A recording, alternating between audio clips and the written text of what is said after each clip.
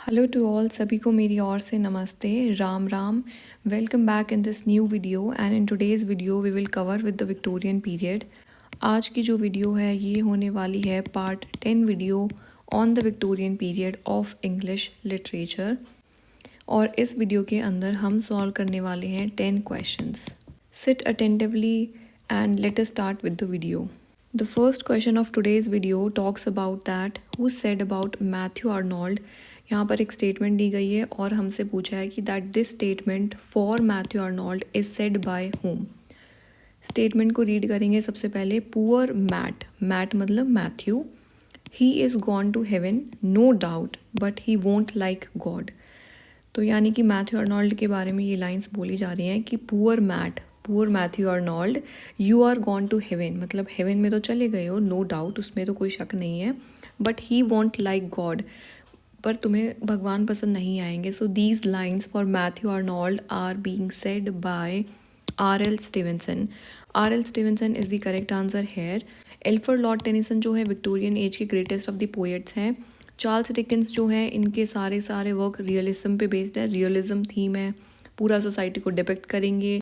तो important question है and you have to keep in mind that R.L. Stevenson has commented on Matthew Arnold as that he is poor Matt, he is gone to heaven no doubt but he won't like God. Second question पे आते हैं। In this question they are asking that which movement in poetry originated in Russia in the early of the 20th century. 20th century का मतलब होता है कि 1900 से शुरू होने वाले जो ईयर्स हैं, और early in the 20th century यानी कि जो इनिशियल ईयर्स है, यानी कि 1900 से लेकर के 1910 तक हो गया, 1920 तक हो गया, तो उस चीज़ को हम बोलते हैं early in the 20th century. और अब हमें बताना है कि कौन सी मूवमेंट है जो पोएट्री से रिलेटेड है और जो रशिया में इमर्ज होती है। Alpha option is futurism. Futurism को सबसे पहले हम डिस्कस करेंगे कि फ्यूचरिज्म होता क्या है। फ्यूचरिज्म का आपको याद रखना है that this is a movement which originated in Italy. अब जैसा कि इसके नाम में ही है कि ये फ्यूचर के बारे में बात करना चाहते हैं, तो इनका जो एम्फोसिस रहेगा it will be on the speed पे ध्यान देंगे, टेक्नो पे ध्यान देंगे, यूथ पे ध्यान देंगे, and they will also focus on the science fiction. तो ये फ्यूचर को दिखाना चाहते हैं, तो इनका फ्यूचरिज्म कहाँ पे इमर्ज होता है? इटली में होता है। तो फ्यूचरिज्म क्या आंसर हो पाएगा हमारा? नहीं हो सकता आंसर फ्यूचरिज्म, क्योंकि वो रशिया की बात कर रहे हैं और हमें बताना है कि कौन सी रशिया में ओरिजिनेट हुई थी। जब भी आप मूवमेंट्स वगैरह पढ़ते हो तो आपको ये पता होना चाहिए कि वो इमर्ज कब हुई थी और कहाँ पर कौन से एरिया में हुई थी, और उसके जो मेजर प्रोपोगेटर्स हैं वो लोग कौन हैं। अगर फ्यूचरिज्म की बात करो तो जो फ्यूचर है, F for futurism and F for Filippo. तो फिलिपो जो इंसान है उसका नाम भी इटालियन लग रहा है, जैसे कि हमने देखा इटली में हुई थी इमर्ज। सो फिलिपो जो पर्सन है ना, he is known to write the manifesto of futurism. तो इन्होंने क्या लिखा है? मैनिफेस्टो लिखा है ऑफ फ्यूचरिज्म। मैनिफेस्टो मतलब होता है जिसमें कि वो फ्यूचरिज्म की जो भी जितनी भी कैरेक्टरिस्टिक्स है उसको डिस्क्राइब कराए। तो इसको अच्छे से याद कर लेना कि फ्यूचरिज्म कहाँ पर इमर्ज होती है? इटली में होती है। Speed, techno, youth, science fiction के बारे में बात करेगी। एंड F फॉर फ्यूचरिज्म, और जो इनके प्रोपोगेटर हैं वो है हमारे Filippo, and he is the person who has written the manifesto of futurism. Beta option है एक्सप्रेशनिज्म। एक्सप्रेशनिज्म का क्या मीनिंग होता है? First of all that you must know कि ये हमारी होती है जर्मनी में start, and remember that this is a reaction against, तो ये किनके अगेंस्ट है? मटीरियलिज्म के अगेंस्ट है। मटीरियलिज्म मतलब मोहमाया, इंडस्ट्रियलाइजेशन हो रहा है जो कि बहुत ज़्यादा रैपिड अर्बनाइजेशन हो रहा है, उस चीज़ के अगेंस्ट। और इसका जो फोकस है it is on the subjective perspective, तो ये सब्जेक्टिव पर्सपेक्टिव पे ध्यान देती है, and it presents the world from the subjective perspective, distorting it radically for the emotional effect in order to evoke the moods or the ideas। तो ये सब emotional effect को इवोक करना चाहते हैं, मतलब आइडियाज़, मूड्स, इस पे ज़्यादा फोकस करना है। हम जैसे कि एक्सप्रेशन करते हैं ना, तो हमारे फेशियल एक्सप्रेशंस क्या बताते हैं कि भाई हम कैसा फील कर रहे हैं, ये सब है। वैसे ही ये वाली मूवमेंट है, एक्सप्रेशंस पे फोकस करेगी, and it originated in Germany. अब ये भी आंसर नहीं होगा क्योंकि ये जर्मनी में ओरिजिनेट है। फ्यूचरिज्म भी आंसर नहीं था हमारा क्योंकि वो इटली में इमर्ज्ड है। चार्ली ऑप्शन है हमारा डाडाइज्म। डाडाइज्म जो है it originated in French country, तो इसका जो ओरिजिनेशन है, जहाँ से मूवमेंट का जन्म होता है, वो है हमारा फ्रांस या फिर Paris. You can say Paris is the capital of France, और स्विट्ज़रलैंड से भी इमर्ज होती है मूवमेंट।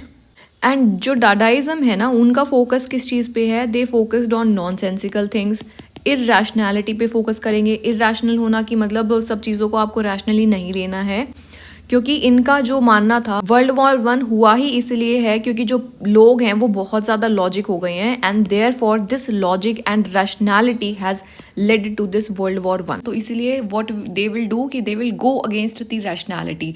और किसको प्रमोट करेंगे? नॉनसेंस को, इरैशनैलिटी को प्रमोट करेंगे। ये है डाडाइज्म।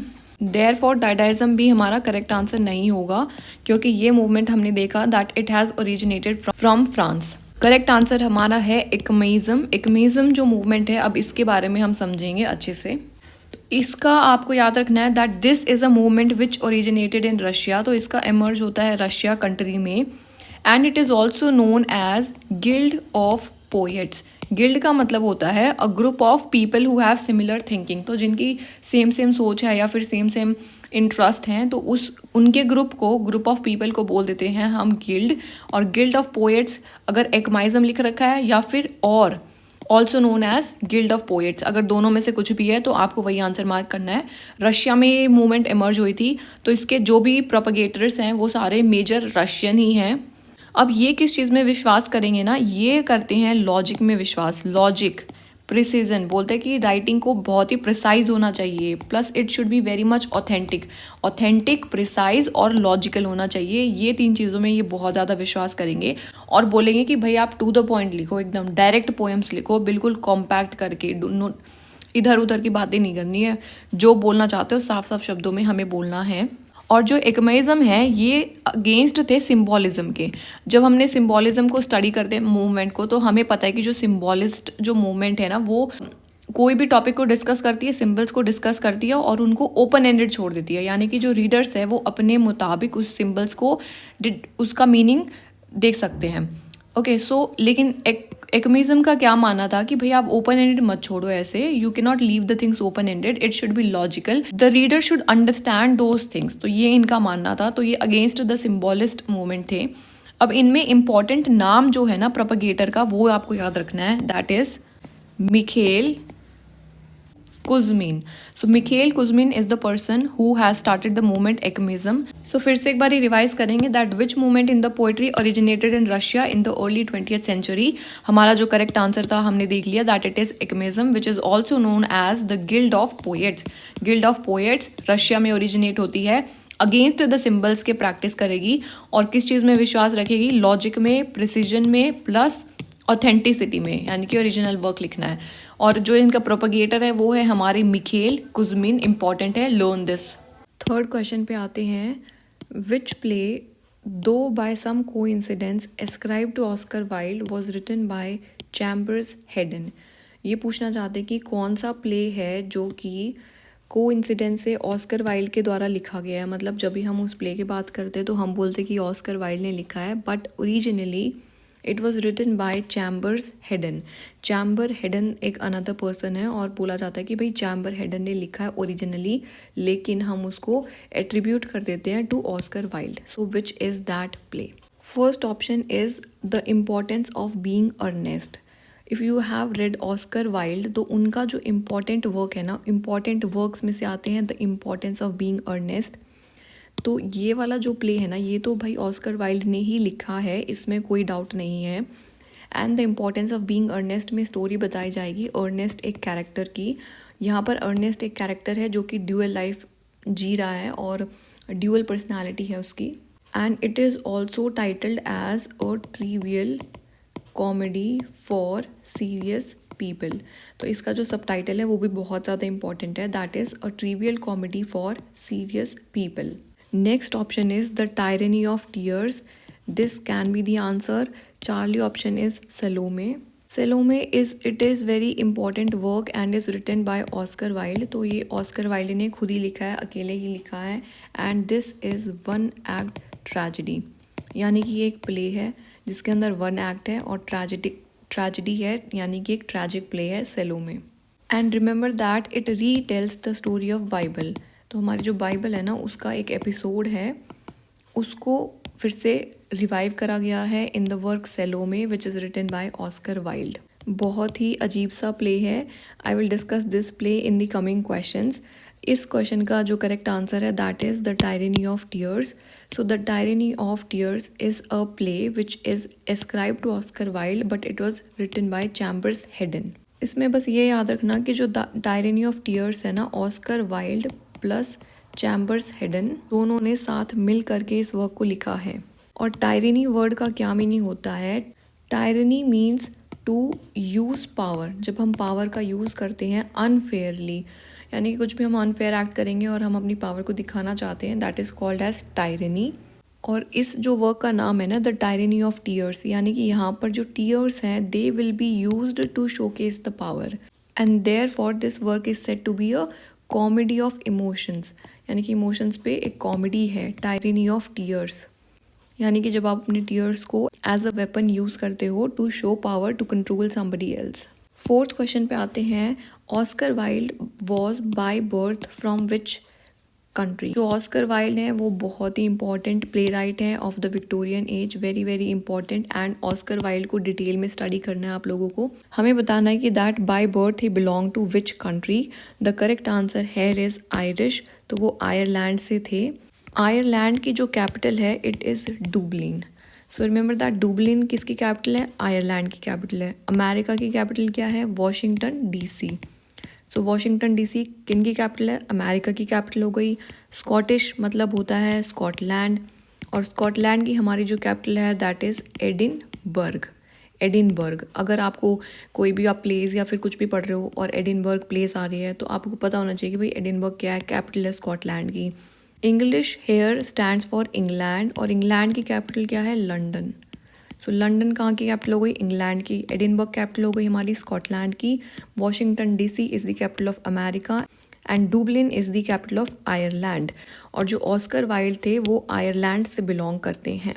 एक और इम्पॉर्टेंट बात है जो कि आपको याद रखनी है, दैट इज़ जो यूनाइटेड किंगडम की जब भी हम बात करते हैं ना, तो यूनाइटेड किंगडम में 4 कंट्रीज़ आती हैं.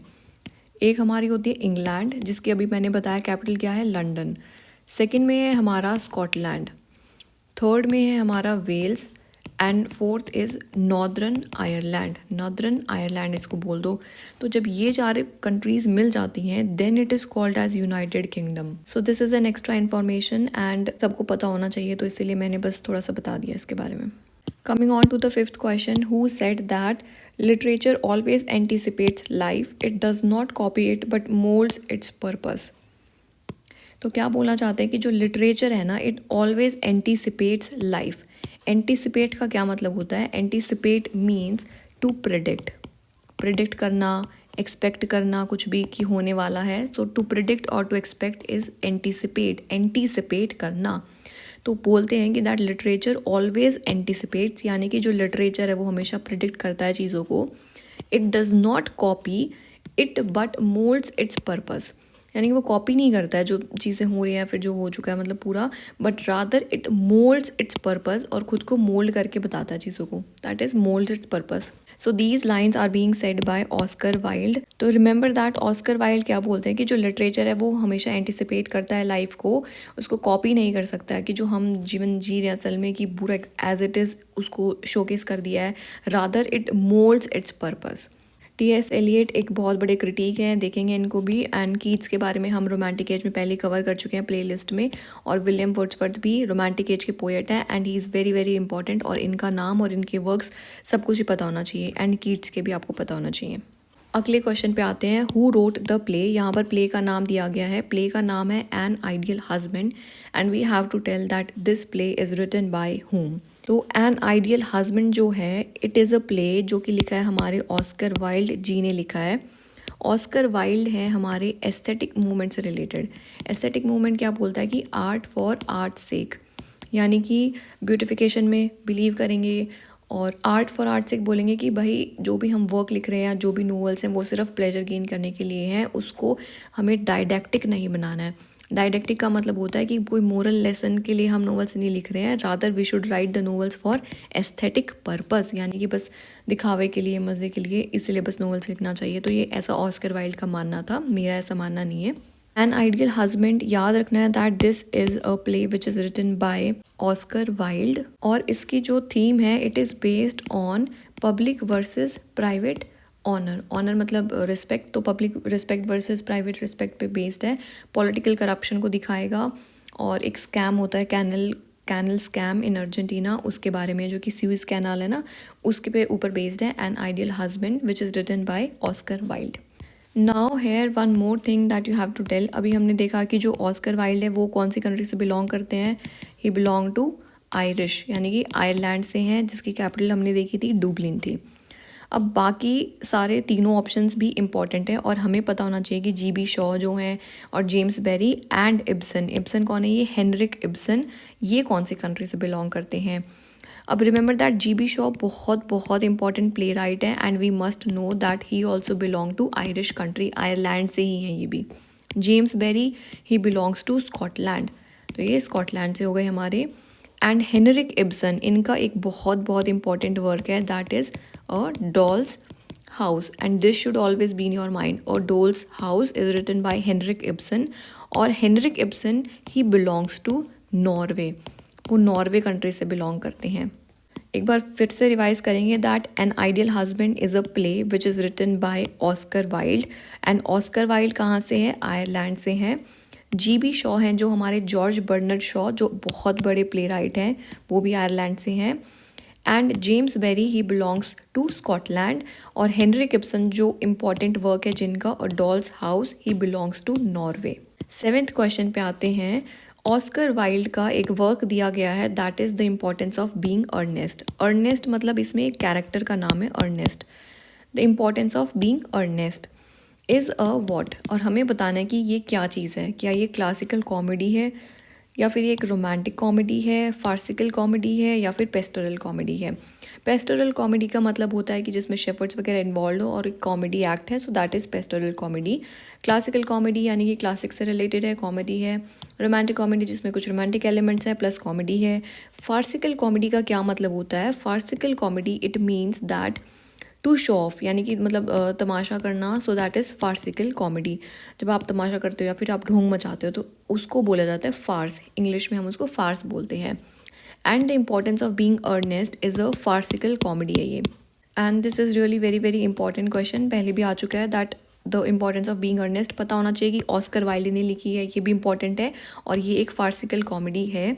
इसके अंदर क्या होता है, जो हमारा प्रोटैगनिस्ट है ना वो अर्नेस्ट ही है, वो दो नाम से जीवन जी रहा है अपना, and he tries to escape the social obligations जो हैं उनको एस्केप करने की कोशिश करता है। तो बस बहुत ही कॉम्प्लेक्स सा स्टोरी स्ट्रक्चर है। Importance of being Earnest is written by Oscar Wilde which is a farcical comedy.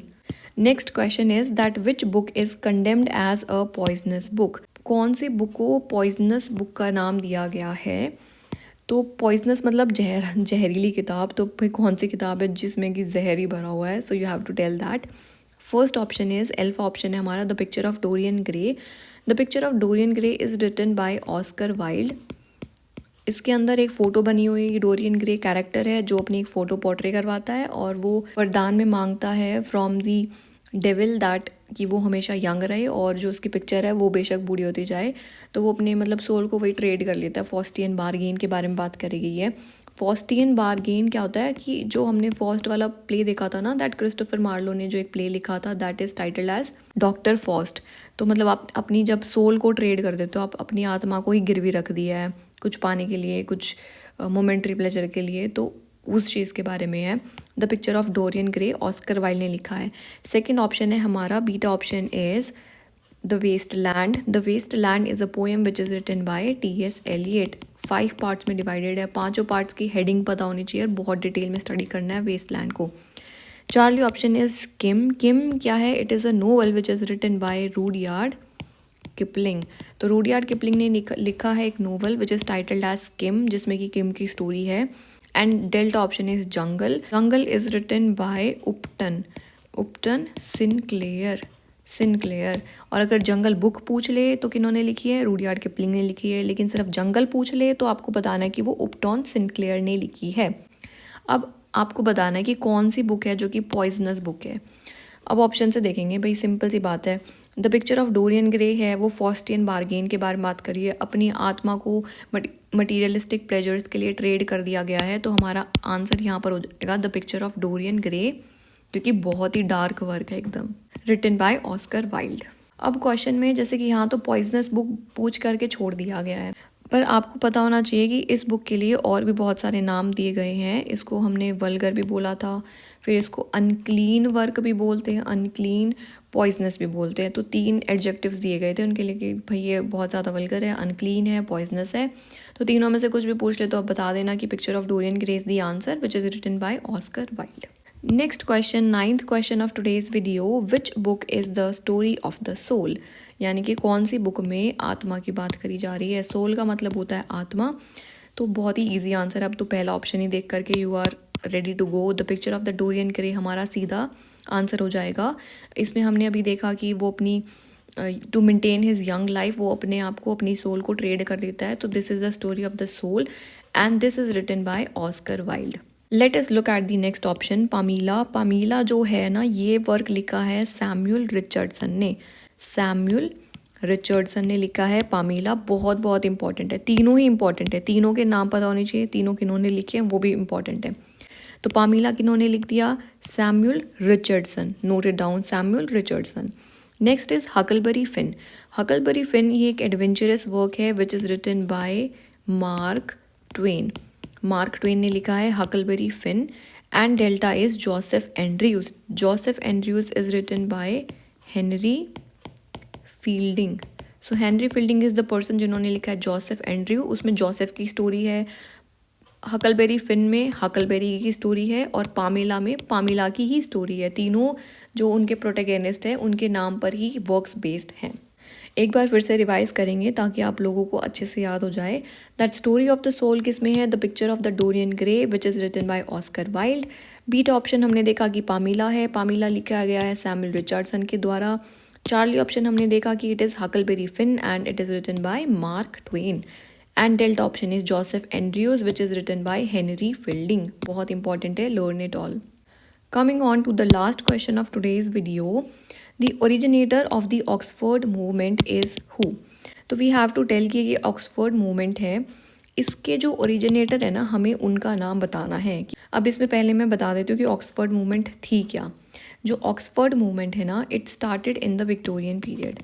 तो विक्टोरियन पीरियड में स्टार्ट होती है ऑक्सफोर्ड मूवमेंट हमारी, और इसका नाम ऑक्सफोर्ड मूवमेंट इसीलिए है क्योंकि जो इससे पर्सन्स एसोसिएटेड थे उन्होंने ऑक्सफोर्ड में स्टडी किया था। So most of the propagators of this movement they studied in the Oxford university.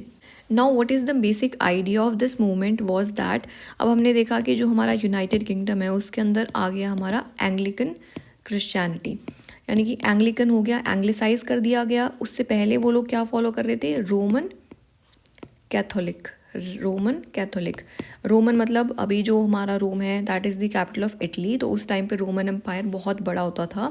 तो जो रोमन कैथोलिक्स थे ना, ये थे हमारे ऑर्थोडॉक्स, एकदम रूल्स प्रिंसिपल्स बहुत ज़्यादा इसमें फॉलो करते थे। इनसे परेशान होकर के वहाँ पर यूनाइटेड किंगडम में क्या आ गया, एंग्लिकन चर्च। एंग्लिकन मतलब church of the English people. तो उन्होंने उसको मॉडिफाई कर लिया और उसको बहुत ज़्यादा लिबरल कर लिया, यानी कि जो एंग्लिकन चर्च है वो बहुत ही ज़्यादा लिबरल है और जो रोमन कैथोलिक है वो बहुत ही ज़्यादा ऑर्थोडॉक्स है, यानी कि पुराने विचारधाराओं में विश्वास करता है। अब ऑक्सफोर्ड मूवमेंट क्या है कि वो बोल रहे थे कि जो भाई आपका एंग्लिकन चर्च है ना, उसकी पावर बहुत ज़्यादा वीक हो रही थी because of the rise in industrialisation.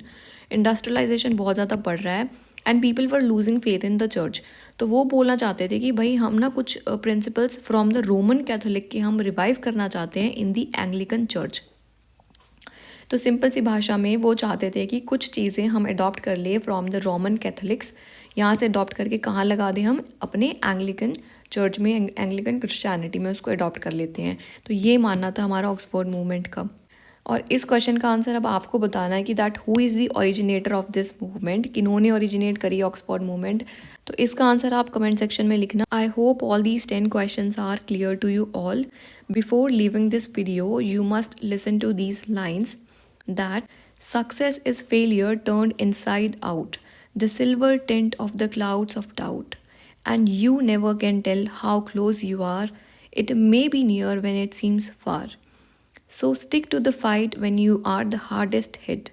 It's when the things seem worst that you must not quit.